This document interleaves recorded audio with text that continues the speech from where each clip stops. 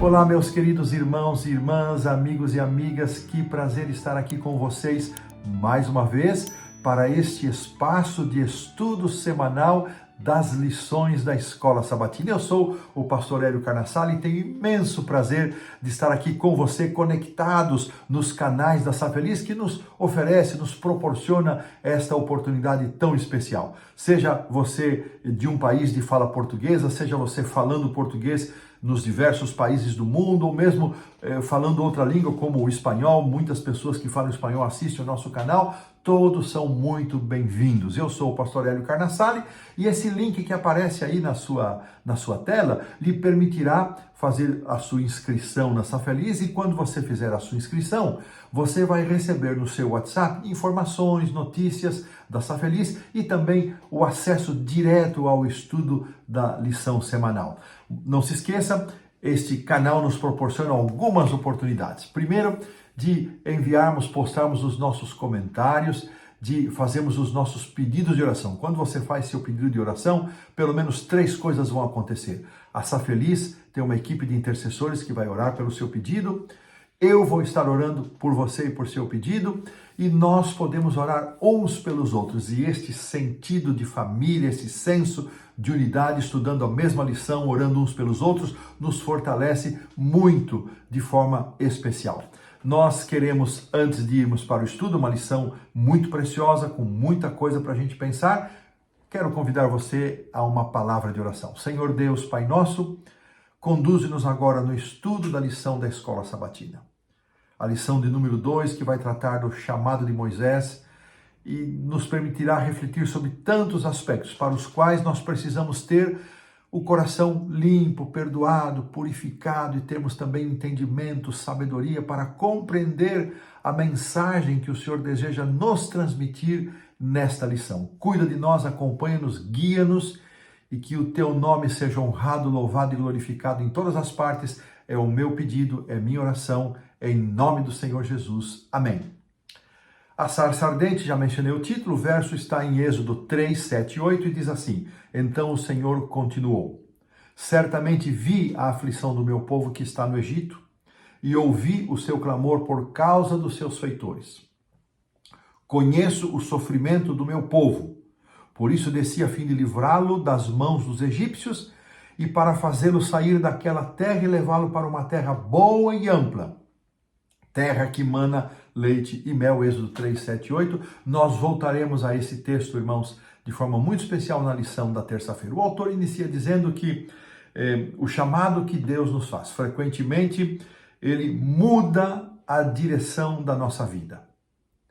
Mas, certamente, quando aceitamos e atendemos ao chamado de Deus, nós descobriremos que essa rota é sempre o melhor caminho que nós poderíamos ter escolhido para percorrer. Mas temos que lembrar que nem sempre é fácil. Nem sempre é fácil. Deus prometeu que nos acompanharia, que estaria conosco, mas nunca disse que não surgiriam os vales sombrios. Então, nem sempre é fácil, especialmente no início, quando as mudanças acontecem, às vezes de forma abrupta. Isso exige de nós humildade, dependência de Deus, que devem se transformar em práticas da nossa vida diária. O autor aí diz que esse foi o caso de Moisés. Moisés não queria aceitar o chamado, nós vamos ver isso daqui um pouquinho mais, mas ele sabia, ao ver aquela sarça ardente, que ele estava presenciando um milagre, mas não podia imaginar o que estava reservado para ele ao se aproximar daquela árvore, daquele arbusto, um arbusto grande, uma árvorezinha que estava incendiada, mas não se consumia. Sabe, irmãos, o autor termina a lição aqui do sábado à tarde dizendo que possivelmente nós iremos nos lembrar de situações em que nós tínhamos os nossos próprios objetivos, estávamos com os nossos planos formados, mas Deus chegou e redirecionou nossa vida e nossos planos. Você se reconhece nessa situação? Eu me reconheço. Quando Deus me fez o chamado para o ministério, foi exatamente isso que aconteceu. É verdade que nós podemos servir a Deus de muitas maneiras, em vários ambientes e de várias circunstâncias, mas seguir o seu chamado para uma obra especial para a qual Ele nos chama é sempre um privilégio, um desafio. E eu espero que você, meu querido irmão, minha querida irmã, possa saber exatamente qual é o lugar que Deus deseja para você em nossa igreja. Se o seu lugar é você ser um profissional, seja lá em que área for, em áreas mais complexas, em áreas mais simples, e testemunhar aí no seu trabalho, faça isso da melhor maneira possível. Mas se Deus lhe está chamando para uma dedicação exclusiva, não resista ao chamado. Aceite, entregue sua vida nas mãos de Deus, permita que Ele conduza você e Ele certamente abrirá os caminhos porque Ele vai à frente, Ele abençoa, Ele chama e Ele capacita e provê as condições. Que Deus nos abençoe para que possamos, ao estudar a lição do chamado de Moisés, as suas reações e Moisés indo para o Egito, nós possamos ser fortalecidos com a compreensão de que Deus está no comando da nossa vida e desta maneira nós colocamos assim um ponto final na lição do sábado à tarde. Avançando para a lição do domingo, é justamente a figura da sarça ardente. E sabe, irmãos, observando aqui a lição que essa sarça e este fogo que não consumia a árvore, ela ensina uma lição muito preciosa para nós. Vamos lembrar, quando Moisés fugiu do Egito para Midian, a sua mãe ainda estava viva, a sua mãe adotiva, os seus pais também estavam vivos, e ele vai e fica 40 anos ali na terra de Midian. E ele teve uma vida tranquila, ele saiu daquela situação onde ele havia sido preparado intensamente com o melhor que poderia existir na maior e mais importante nação daquela época, para ser um general, para ser um rei, para ser um príncipe, e ele vai para o deserto, onde aparentemente nada daquilo era necessário, mas Deus o estava preparando, numa situação e noutra. Ele ali encontra as filhas de Jetro, depois se encontra com Jetro, se casa com Zípora, teve 2 filhos, e esses anos de caminhada com Deus, tanto lá no Egito primeiramente, não vamos desprezar isso, quanto os 40 anos no deserto de Midian, aqui a lição diz que o transformaram e o prepararam para a liderança. Deus também usou Moisés. Essa é uma informação muito interessante que aparece em Patriarcas e Profetas e também no comentário bíblico adventista, que nesse tempo de deserto, esses 40 anos, Moisés recebeu revelações de Deus e foi inspirado e escreveu os livros de Gênesis e Jó. E há alguns que até creem que Jó tenha sido o primeiro livro a ser escrito. Ao escrever esses livros, Moisés recebeu as revelações essenciais de Deus que lhe mostravam cenas do grande conflito, a criação, queda, o dilúvio, patriarcas e ainda mais importante, o plano de salvação. E aqui, irmãos, olha que coisa interessante. Deixa eu encontrar aqui em Ciência do Bom Viver. Só um minutinho que eu preciso só me encontrar aqui, onde está o texto. Em Ciência do Bom Viver, na página 303, Ellen White faz um comentário muito interessante sobre o contraste da saída de Moisés de um ambiente onde ele se julgava apto e habilitado a liderar o povo de Deus para um ambiente onde ele teve que aprender lições preciosas que transformaram a sua vida e seu caráter. Que coisa importante e interessante. Às vezes, irmãos, nós precisamos de um deserto na nossa vida para que o nosso caráter seja transformado, para que saindo daquela situação onde somos exaltados, bajulados, reverenciados, vamos para uma situação de humildade, de simplicidade e vamos aprender as lições de dependência de Deus, de confiança em Deus. Se é esse o seu caso, irmão, irmã, queridos amigos, devemos aproveitar essas oportunidades. Aqui nos é dito que Moisés estava, nos fala aqui a introdução, que ele apacentava o verso 1 do capítulo 3, que apacentava Moisés o rebanho de Jetro, seu sogro sacerdote de Midian, e levando o rebanho para o lado ocidental do deserto, chegou ao monte de Deus, a Horebe.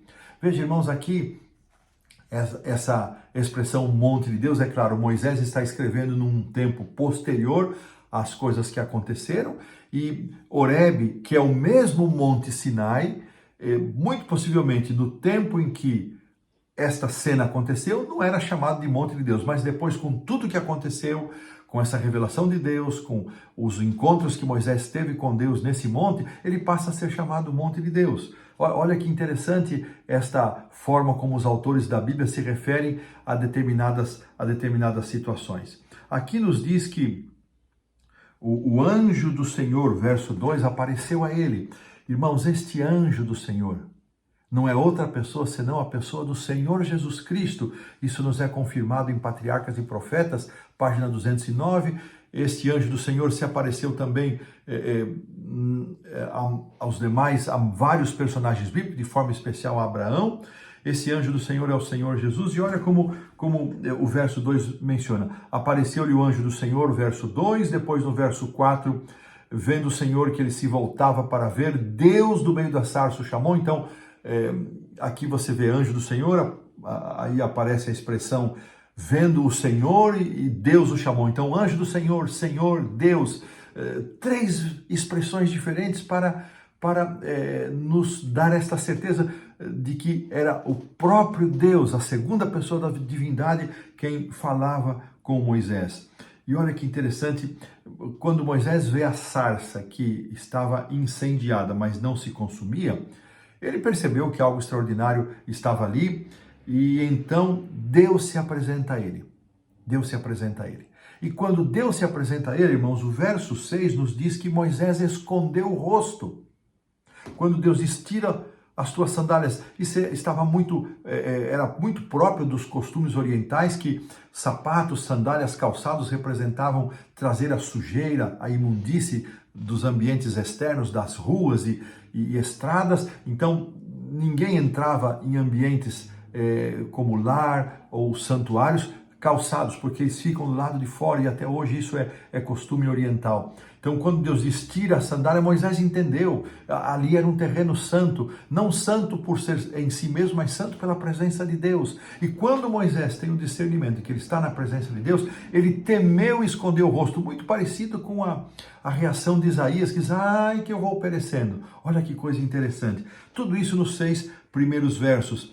Ele se apresenta a Moisés como o Deus, aqui está no verso 6, disse mais, eu sou o Deus de teu pai, o Deus de Abraão, o Deus de Isaque e o Deus de Jacó. Quando Deus se apresenta a Moisés como o Deus dos seus antepassados, dos seus pais, o Deus de Abraão, de Isaque e Jacó, ele já estava apontando porque Moisés tinha conhecimento, ele havia escrito o livro de Gênesis, ele sabia as promessas que Deus havia feito a Abraão, sabia do tempo em que o povo ficaria no Egito, e quando Deus se apresenta, Moisés automaticamente ele já intuiu que esse Deus estava se manifestando para cumprir as suas promessas aos seus antepassados. Deus já estava abrindo um caminho. Aqui, irmãos, pensar agora, para a gente finalizar a lição do domingo, um pouquinho na sarça. A sarça, ela é a representação de uma mensagem de Deus. Ela contrasta com as grandes árvores. Ela não é uma árvore muito grande, talvez alguma coisa parecida com as árvores do cerrado, um pouco distorcidas, tortas, não muito grandes, com espinhos.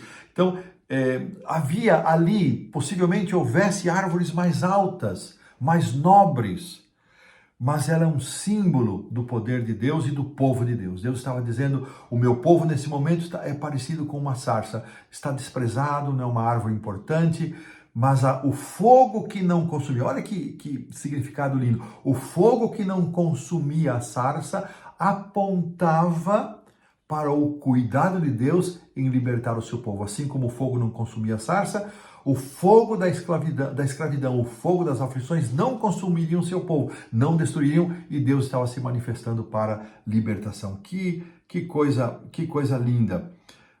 O fato de não consumir, portanto, é uma lição também para nós. Nós podemos estar no meio hoje, meu querido irmão, minha querida irmã, no meio de um fogo de provação, de intensa dificuldade, mas esse fogo não vai consumir você nem a mim. Se nós temos a certeza de que Deus está conosco, Deus nos dará a vitória. Não sei que tipo de vitória Ele nos dá. Às vezes Ele nos dá a vitória do descanso, às vezes nos dá a vitória da superação. Deus tem mil maneiras de revelar os seus planos. Então que esta certeza de que Deus nos dará a vitória final, que ela nos conforte, nos anime. E desta maneira nós encerramos a lição do domingo. Avançando então para a lição da segunda-feira, que tem como título O Anjo do Senhor. Nós precisamos relembrar, aqui nos diz que o anjo do Senhor apareceu a Moisés numa chama de fogo, no meio de uma sarça, como já vimos aqui na lição de domingo, e que ele falou com Moisés do meio de uma sarça, e quem falou com Moisés foi o próprio Senhor Jesus Cristo. E não precisamos ficar preocupados de qualificar o anjo do Senhor como sendo a pessoa do Senhor Jesus Cristo, porque esse termo anjo significa mensageiro. E dependendo do contexto, ele pode ser um anjo, ele pode ser um ser angelical comum, ele pode ser um ser humano, ou pode ser um mensageiro divino. Em vários casos do Antigo Testamento isso aconteceu, e ele cita aqui vários textos em que o anjo do Senhor é uma pessoa divina. Vamos ficar aqui com Gênesis 22, verso 11, onde isso vai, e versos 15 a 18, onde isso fica mais evidente. Assim, o anjo do Senhor, ele não somente falava em nome do Senhor, mas ele era o próprio Senhor. E ele afirma: Jesus é o mensageiro de Deus que nos transmite a palavra do Pai. Hebreus 1 a 3 confirma isso. Jesus é a mais esplendorosa revelação de Deus, que veio se mostrar a nós de uma forma maravilhosamente especial, e ele é essa revelação mais do que especial. Então, os versos que serão considerados são os versos 7 a 12. Eu vou pedir para a produção reproduzir aqui o verso 7, na versão que aparece aqui no verso para memorizar, e nós vamos então fazer a leitura. Por favor, produção. Então, o Senhor continuou: certamente vi a aflição do meu povo que está no Egito, e ouvi o seu clamor por causa dos seus feitores. Conheço o sofrimento do meu povo. E vamos parar aqui. Irmãos, que verso espetacular. Passando por esse verso há uns dias atrás, na leitura de Reavivados por Sua Palavra, eu lembrei muito da composição poética, da letra do hino Deus Sabe, Deus Ouve, Deus Vê, escrita por Valdecir Simões de Lima, pastor, professor Valdecir Lima. E naquele dia em que eu fiz a leitura no Reavivados, eu liguei para ele, nós conversamos e relembramos algumas coisas relacionadas ao momento em que ele escreveu esse hino. No capítulo 3 de Êxodo, irmãos, 24 vezes vai aparecer Deus, o nome de Deus, Deus. No hino, Deus Sabe, Deus Ouve, Deus Vê, 24 vezes também aparece o nome de Deus. O Valdecir estava nos Estados Unidos, terminando os seus estudos, havia terminado, ligou para a família, terminado os seus estudos, ligou para o pai, especialmente, dizendo: pai, terminei tudo aqui, eu vou ficar mais quem sabe aí 2 ou 3 meses para me estabilizar financeiramente, eu já retorno. E o pai disse: filho, por favor, vem para casa, volta para casa. E nós damos um jeito aí nessa questão financeira, e o Valdecir atendeu o pai, voltou para o Brasil.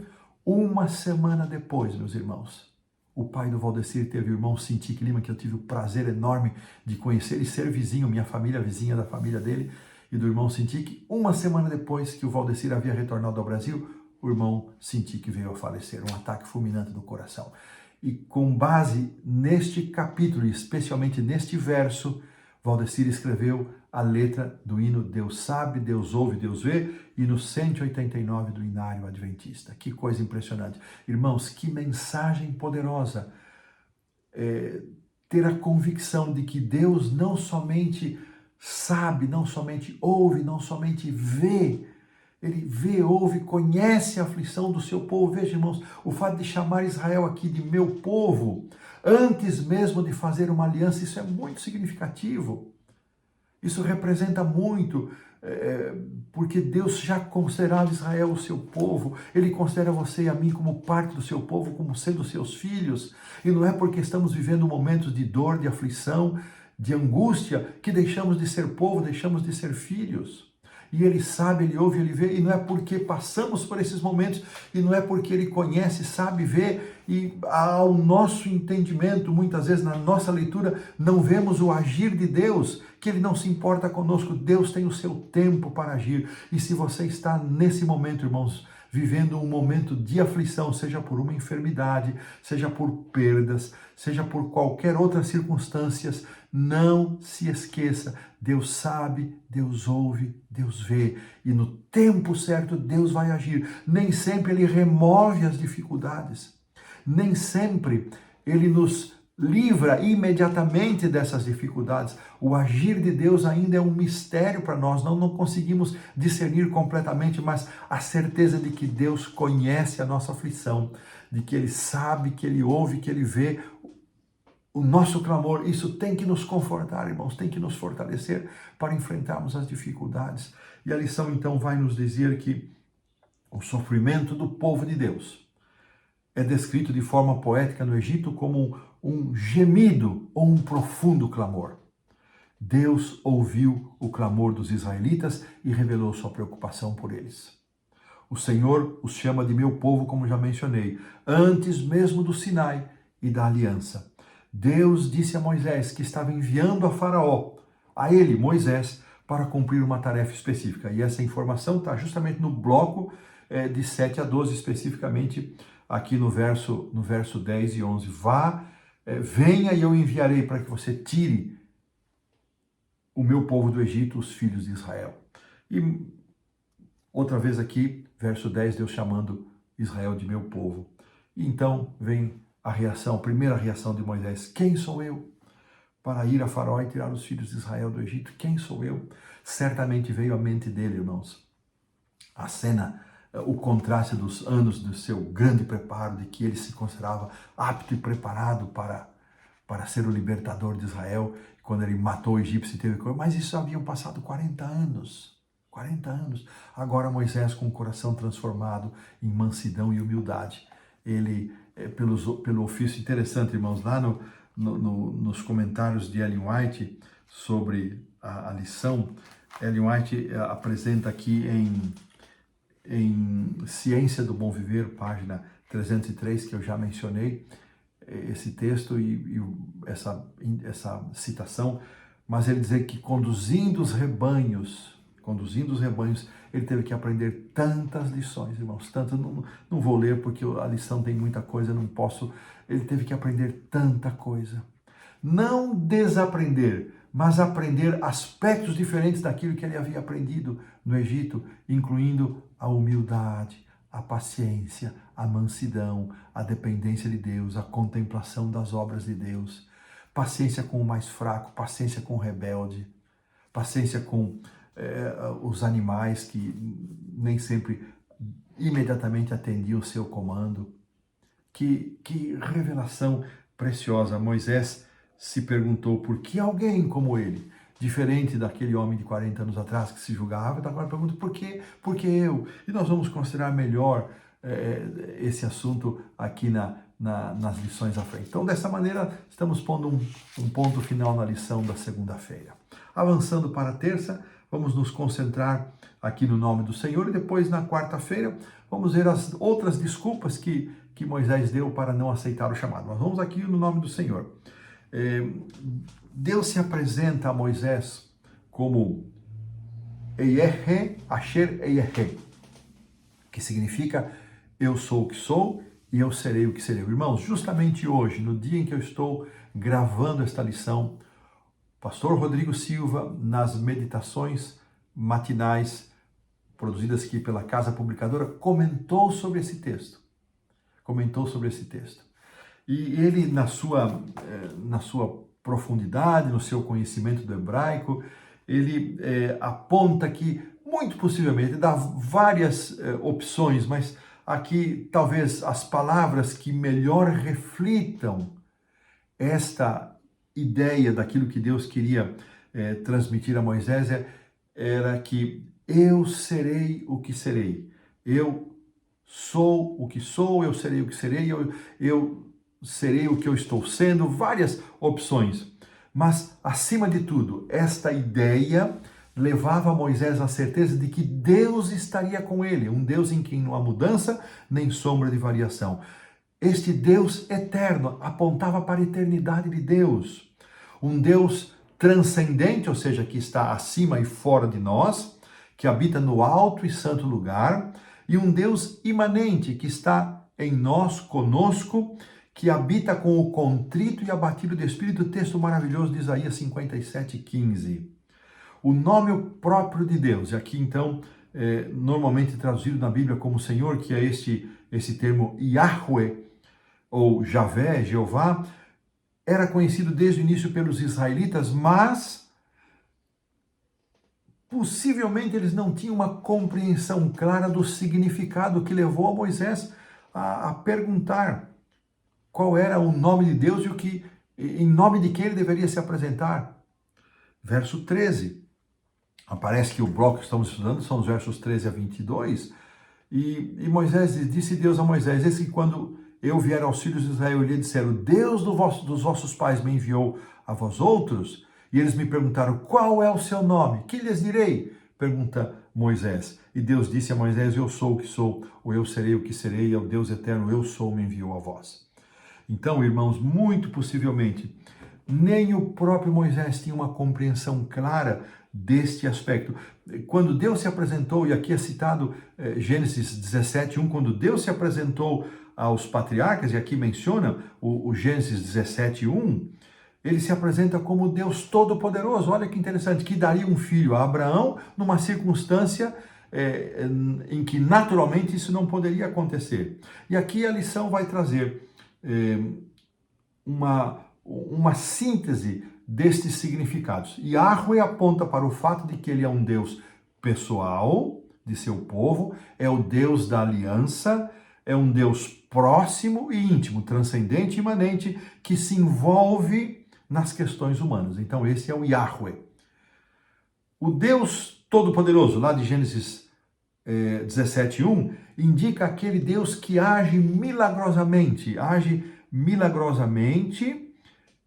para revelar o seu poder, mas também revela amor e cuidado. E por fim, ele também é chamado de Elohim, que é traduzido como Deus, indicando o Deus poderoso e forte, transcendente, o Deus de toda a humanidade, o governante do universo, o criador de todas as coisas. Então o autor, às vezes parece que as características elas se misturam um pouquinho, mas a gente percebe que existe uma identificação, pelo menos um aspecto em que Yahweh é diferente de Elohim, especialmente é esse Deus transcendente e imanente, e o Elohim é esse Deus aponta para o governador do universo, o criador, o Deus de toda a humanidade, e eles são nomes diferentes que revelam diferentes características do seu relacionamento com os seres humanos.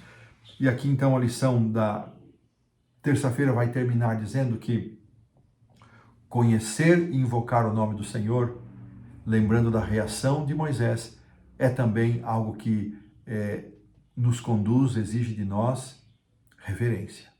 Reverência. E hoje, irmãos, nós vivemos num tempo em que parece que o conceito da reverência se afastou da igreja, das pessoas. Às vezes nos dirigimos a Deus de forma descuidada, quebramos o terceiro mandamento sem perceber, tomamos o nome do Senhor Deus em vão. Deus espera que nós possamos demonstrar reverência, possamos respeitá-lo, reverenciá-lo como Deus, Criador, Mantenedor, Todo-Poderoso, que possamos levar essa ideia para os nossos ambientes, nas nossas igrejas tão irreverentes hoje, tanta conversa, na hora que não é para ter, porque há momentos em que a conversa é bem-vinda, o cântico é bem-vindo, mas há momentos que o silêncio da alma precisa ser demonstrado como parte da nossa reverência. E desta maneira, irmãos, colocamos aqui um ponto final na lição da terça-feira. Avançamos para a quarta-feira, onde vamos avaliar as 4 desculpas de Moisés. Agora já dentro do capítulo 4, nós iremos considerar. Então, nós vimos a primeira reação de Moisés: quem sou eu? Quem sou eu para o Senhor me enviar, não é? E esses versos iniciais aqui, o capítulo 4 até o verso 17, eles vão nos ajudar a ter uma compreensão. Então, aqui no no capítulo 4, versículo 1, respondeu Moisés: mas eis que não crerão, nem acudirão à minha voz, pois dirão, o Senhor não te apareceu. Então, esta foi a terceira, na verdade, objeção de Moisés. Vamos ler a segunda objeção, que eu não comentei. Primeiro, a primeira objeção, eu só não identifiquei como segunda. Então, a primeira objeção, quem sou eu que o Senhor está me chamando? Depois a segunda, quem é o Senhor? E a terceira, eles não vão me ouvir, eles não vão me dar atenção. Então, essa, a do capítulo 4, é a terceira objeção, na verdade. E depois nós vamos ver a quarta objeção e ainda mais uma outra reação. Então, além disso, Moisés não queria ir ao Egito, não queria sair da sua vidinha tranquila, do seu lugar de conforto. Ele já havia falhado uma vez quando havia tentado libertar o povo por conta própria. Naquela ocasião o povo já reagiu ruim com ele, não acreditaram nele, não o aceitaram. E ele então aí faz essa terceira objeção. E se eles não acreditarem em mim e nem quiserem me ouvir? Então Deus dá dois sinais para ele. Então o primeiro, o bordão, a vara que se transforma numa cobra. Moisés ficou com medo, ele recolhe, ela volta a ser vara, ele põe a mão no peito, tira a leprosa, coloca a mão no peito, ela deixa de estar leprosa. Mesmo que tivesse Deus dado a Moisés esses prodígios, ele ainda vai apresentar uma quarta desculpa. Então, quem sou eu? Quem é o Senhor? Eles não vão acreditar. Então agora nós vamos para a quarta desculpa de Moisés, que está no verso 10 do capítulo 4. Então disse Moisés ao Senhor: ah, Senhor, eu nunca fui eloquente, nem outrora, nem depois que falasse a teu servo, pois sou pesado de boca e pesado de língua. Então Moisés apresenta a objeção, e se pensarmos que ele estava há 40 anos sem falar a língua do Egito, a gente até pode compreender. Então agora, irmãos, olha que interessante. Deixa eu localizar aqui na lição da quarta-feira o comentário que Ellen White faz. Só um momentinho. É muito interessante isso aqui para nós pensarmos. Deixa eu pegar aqui a lição da quarta-feira, porque na sequência, quando Deus diz, não, eu estou já preparando uma solução, já preparei uma solução para você, você vai agora e vai fazer o trabalho. Ele disse: ah, Senhor, envia aquele que has de enviar. Verso 13, menos a mim. Então, esta quinta vez, Moisés deixa de fazer uma objeção, porque a primeira, quem sou eu? A segunda, quem é o Senhor? A terceira, não vão acreditar em mim. A quarta, que ele faz, eu sou pesado de boca, tenho dificuldade para me expressar. E a quinta vez, ele dá um plano para ele, ele desvia. Deus está dando um plano para ele, agora ele dá um plano para Deus. Nós fazemos muitas vezes isso, queremos pôr os nossos planos para Deus realizar. Ele diz: envia quem você quiser. E Deus então, aqui o verso 14 diz que se acendeu a ira do Senhor contra Moisés. Ele diz: não é Arão, levita, teu irmão? Eu sei que ele fala fluentemente. Verso 14, e eis que ele sai ao teu encontro e vendo-te se alegrará o teu coração. Olha que coisa, irmãos. Deus já havia contatado com Arão. Arão já estava a caminho para encontrar-se com Moisés, porque Deus sabia da reação de Moisés. E esta reação de Deus, aqui diz que se acendeu a sua ira. Então, o texto que eu quero dizer, que vem aqui de Spiritual Gifts, nós não temos esse livro traduzido em português, volume 3, páginas 192 e 193, diz que o Senhor reprovou a Moisés por seu medo, como se Deus que o escolheu para realizar uma grande obra não fosse um Deus capaz de qualificá-lo para isso. Ou como se Deus tivesse errado ao selecioná-lo. Olha que interessante, nunca havia pensado nisso, irmãos. Que luz preciosa de Ellen White. Então, a rejeição de Moisés desqualificava a Deus. Como se Deus tivesse errado na escolha, ou como se Deus não tivesse poder para qualificá-lo. A hesitação de Moisés, a princípio, parecia humildade, como pode parecer a nossa hesitação em algum momento. Uma modesta desconfiança de si mesmo. Mas depois que Deus prometeu resolver e remover as dificuldades, eu estou trazendo Arão, não, manda quem você quiser, e ajudá-lo na sua oratória, na sua comunicação. O fato dele ainda manifestar relutância, isso foi desagradável a Deus.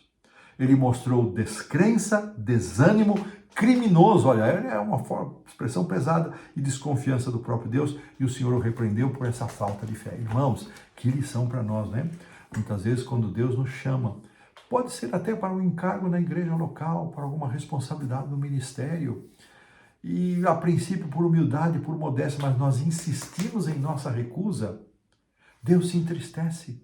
Nem sempre ele nos repreende como repreendeu a Moisés. Mas isso entristece o coração de Deus, porque nos leva a desconfiar do poder e da sabedoria de Deus. Se Deus nos escolheu, Deus sabe o que está fazendo. Ele não escolheu errado. E Ele é o Deus Todo-Poderoso que pode nos dar graça, força para concluirmos. O Deus que chama, irmãos, é o Deus que capacita. O Deus que chama é o Deus que oferece a capacidade.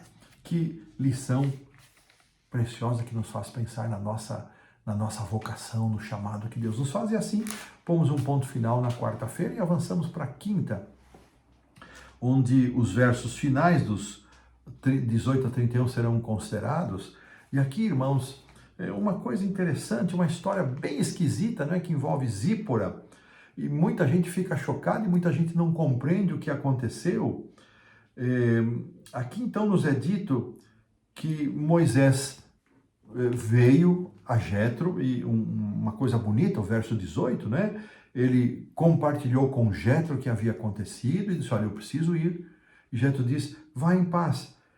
E disse também o Senhor a Moisés, então agora volta para o Egito. E o verso 20 nos diz que Moisés tomou sua mulher, os seus filhos, e foram com um jumento, colocou-os no jumento, e ele levava na mão a vara. Olha que coisa, tudo que Moisés tinha para libertar o povo de Deus era uma vara, era um cajado. Olha que coisa, que lição preciosa, irmãos, da manifestação do poder de Deus. O povo seria libertado não pelo poder de um homem, não pela sabedoria de um homem, não pela habilidade de um guerreiro treinado na maior nação do mundo, mas seria libertado pelo Deus Todo-Poderoso. Um Deus que sabe e ouve ver a aflição do povo, um Deus que conhece, que tem o domínio sobre a marcha e contra-marcha das nações. Aqui, pela primeira vez, é dito que Faraó iria endurecer o coração. Irmãos, não tenho condições de, nessa lição, nós vamos voltar a isso, mas vamos guardar o nosso julgamento desse assunto. Deus não endureceu o coração de Faraó, ele escolheu agir assim. Eu só vou citar uma coisa, lembremos da parábola da semente. A semente foi a mesma semente lançada pelo mesmo semeador e pela mesma forma de semear. Mas os solos diferentes revelaram as escolhas feitas pelas pessoas. Vamos ficar só com isso, depois, mais à frente, nós voltaremos a esse assunto. Então, aqui o verso 23, interessante, deixa meu filho ir para que me sirva. Olha que interessante, Deus já estava tocando, mostrando para Faraó que Israel era como um filho para ele era o meu primogênito que depois seria alvo do castigo de Deus. Então, os versos 24 a 26, diz que Moisés fez uma parada aqui numa estalagem, mas possivelmente um lugar para parar, um local onde as pessoas costumavam parar, e ele encontrou o Senhor e o quis matar. Aqui, essa é uma expressão muito forte. O anjo do Senhor aqui se manifesta para demonstrar o desagrado de Deus com respeito a uma atitude de Moisés e Zípora em não terem circuncidado, muito possivelmente, o filho Eliezer. Lembre-se que Moisés tinha 2 filhos, o Gerson, cujo nome significa desterro, lançar fora. A este Moisés havia circuncidado, e acho que Zípora ficou impressionada, e quando nasceu o Eliezer, que significa meu Deus é meu auxílio, muito possivelmente ela convenceu Moisés a não circuncidar o menino. Talvez ele tivesse um nascimento mais recente, não dá para precisar muito esses detalhes, mas o fato é que Deus mostrou a sua indignação contra Moisés por ele estar indo para uma grande tarefa, deixando de atender um requisito de Deus. E quando Zípora viu, talvez numa cena parecida com aquela de Jacó lutando com o anjo do Senhor, quando Zípora viu a situação, ela entendeu e ela mesma circuncidou o menino. E ela, aparentemente agiu com rudeza. Aqui, ó, você é um sanguinário. Talvez ela tivesse dificuldade de compreensão, mas a ordem foi obedecida. E muito possivelmente, irmãos, muito possivelmente, Moisés, quando encontra Arão, ele considera o fato de que sua esposa e os 2 filhos estariam em maior segurança se voltassem a estar com Jetro. Isso nós vamos ler em Êxodo 18, quando Jetro sai encontrar-se com Moisés e leva a esposa e filhos. Então Zípora retorna para a casa do pai com os 2 filhos, enquanto Moisés desce com Arão para o Egito. Mas dessa história, irmãos, podemos aprender uma lição importante: jamais devemos deixar de fazer o que sabemos ser correto. Eu vou pedir para a produção que coloque aí o primeiro parágrafo de Patriarcas e Profetas, página 213, que aparece aqui na lição da quinta-feira e diz assim: no caminho, quando vinha de Midian, Moisés recebeu uma advertência assustadora e terrível do desagrado do Senhor. Um anjo apareceu de maneira ameaçadora, como se fosse destruí-lo imediatamente. Nenhuma explicação havia sido dada. No entanto, Moisés se lembrou de que havia desatendido a uma das ordens de Deus, negligenciar e efetuar o rito da circuncisão em seu filho mais novo. Deixara de satisfazer a condição pela qual seu filho poderia ter direito às bênçãos da aliança com Israel, e tal negligência por parte do dirigente escolhido de Israel diminuiria a força dos preceitos divinos sobre o povo. Olha que coisa. E aí vem um segundo parágrafo do mesmo texto, que, temendo pela vida do marido, Zípora, ela mesma realiza o rito, e dessa maneira Moisés segue o seu caminho, a sua missão, porque ele estaria em circunstância que ele precisaria estar em total harmonia com Deus. No entanto, enquanto um dever estivesse negligenciado, um dever conhecido, ele não estaria totalmente livre de perigo. Olha que coisa, irmãos, que lição para nós. Será que nós estamos vivendo integralmente na luz que nós recebemos de Deus? Irmãos, eu acredito que nenhum de nós pode afirmar presunçosamente: não, eu vivo 100%. Nós somos humanos, pecadores e falhos, mas a nossa disposição deve ser para esta direção. Veja, irmãos, que muitas vezes nós estamos pisando preceitos do Senhor, conhecidos, e achamos que está tudo em paz, mas não deve ser assim. Queridos, eu gostaria de, ao finalizar esta lição da quinta-feira, fazer um apelo que Deus sensibilize o nosso coração, para que nós possamos ser fiéis e obedientes à luz que nós recebemos. Com essa história de Moisés, essa compreensão, nós vamos aqui finalizando a lição da quinta-feira, pomos um ponto final, avançamos para a sexta, e considerações finais desse estudo adicional, lembrando desse chamado espetacular e lembrando que desses pontos todos que recordamos, muita coisa na lição dessa semana, maravilhosa lição. O complemento aqui do capítulo 4 nos diz que ele se encontra com Arão e eles se encontraram no monte de Deus. Então, mais uma vez, Moisés entrava muito perto de casa, ele relatou a Arão as palavras e eles foram, e lá eles encontraram os anciãos de Israel.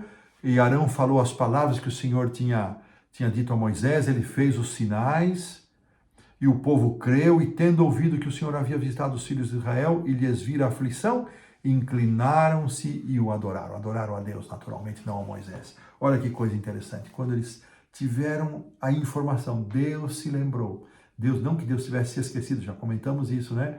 Eles adoraram. Será que nós podemos também adorar a Deus, mesmo em meio à nossa aflição e dificuldade, pela lembrança de que Deus sabe, Deus ouve, Deus vê? Eu quero finalizar aqui a lição com um texto, o autor não colocou, mas eu busquei aqui nos comentários de Ellen White, um texto de Signs of the Times que eu mandei para a produção. Eu vou pedir que a produção coloque agora aí para nós, dizendo o seguinte, vamos ler. O propósito de Deus deveria ser cumprido de uma forma que derramasse desprezo sobre o orgulho e a glória humanos. O libertador deveria sair com um humilde pastor com apenas um cajado na mão. Mas Deus tornaria esse cajado poderoso para libertar seu povo da opressão e preservá-lo quando perseguido por seus inimigos. Olha que coisa impressionante. Moisés e o cajado eram uma representação do poder de Deus, a humildade, a impotência humana diante do Deus Todo-Poderoso. Antes de Moisés sair, ele recebeu sua alta comissão, sua ordenação para sua grande obra de uma forma que o encheu de admiração e lhe deu um profundo senso de sua fraqueza e indignidade. Enquanto estava envolvido em sua rotina de deveres, ele viu um arbusto com galhos, folhagens e tronco, todos incendiados, mas não se consumindo, todos queimando, mas não se consumindo. Ele se aproximou para ver a visão maravilhosa, quando uma voz dirigiu a ele de dentro da chama, era a voz de Deus. Irmãos, que recordação impressionante esta da figura de um homem humilde, um pastor com um cajado na mão, libertando uma nação, de um povo superior, especialistas em guerras, em armas. Que coisa impressionante. Das perguntas para consideração, são 3, vou ficar com a segunda. Alguém poderia argumentar à primeira vista, as desculpas de Moisés tinham sentido? Por que alguém acreditaria em mim? Quem sou eu? Não sei falar bem. O Senhor mande outro. O que essa história nos ensina sobre aprender a confiar que Deus nos capacita a fazer aquilo para o que Ele nos chama? Que pensamento, não? Que história, que lição preciosa para nós. Que Deus nos abençoe a crer, irmãos, que o Deus que chama é o Deus que capacita e que toda a glória, todo o poder vem de Deus e não das fraquezas humanas. Que Deus nos abençoe. Muito obrigado por poder estar com você mais uma vez. A Deus eu agradeço por essa oportunidade e vamos terminar a lição com uma oração. Senhor Deus, Pai nosso, graças te damos por teus cuidados, por lições tão maravilhosas que o Senhor nos dá. Que ela toque ao nosso coração, que tenhamos a certeza de que o Senhor conhece, o Senhor sabe, o Senhor ouve, o Senhor vê a vida, a condição, a aflição do teu povo. E nós, como teus filhos e teu povo, Senhor, clamamos o teu agir em nossa vida. Há tantas pessoas que sofrem, Senhor, manifesta-te a eles, segundo o teu propósito, no teu tempo, Senhor, no teu tempo. Cuida de nós e abençoa-nos em nome do Senhor Jesus. Eu te peço e agradeço. Amém. Forte abraço, meus irmãos. Até a próxima semana. Fiquem com Deus.